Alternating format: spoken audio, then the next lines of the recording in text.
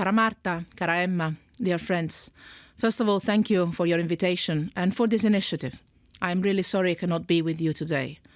For the first time ever, the presidency of the G7 is putting women empowerment at the core of its agenda.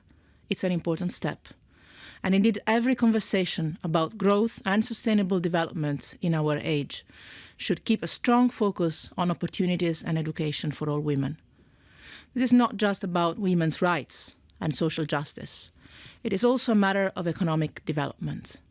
Because when half of a society doesn't have the same opportunities as the other half, we're putting a limit on our own collective potential. We are all worse off, not just women. So I believe policymakers have two main responsibilities in this respect. The responsibility to protect women and the responsibility to remove obstacles preventing women empowerment. If you think of any conflict situation, women are usually particularly vulnerable to violence. I know that one of your sessions today will discuss the risks for women on the move, including refugees. These people need special protection, and the European Union is putting particular emphasis on this, being it in war zones, in refugee camps, or with our human rights trainings for the security forces that operate along the routes of migration.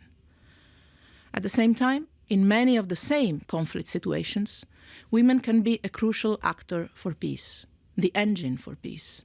I see it in my daily work, and I'm sure you do the same. I've seen women of different ideological or ethnic backgrounds putting the differences aside and looking together for pragmatic solutions. Women can be essential to reconciliation inside their communities and in their societies. So protect and empower. The same is true for our economies in this globalized world. When a woman entrepreneur starts her own firm, particularly in a developing country, competition, and particularly international competition, may be tough.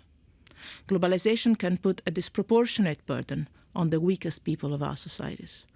So we have a duty to protect those who suffer from the inequalities produced by globalization, including women. But globalization can also provide women and women entrepreneurs with great opportunities for greater independence, higher wages, and to break free from traditional taboos. But these opportunities will not materialize in the lack of good policies to protect and to empower. In our complex world, progress cannot be taken for granted.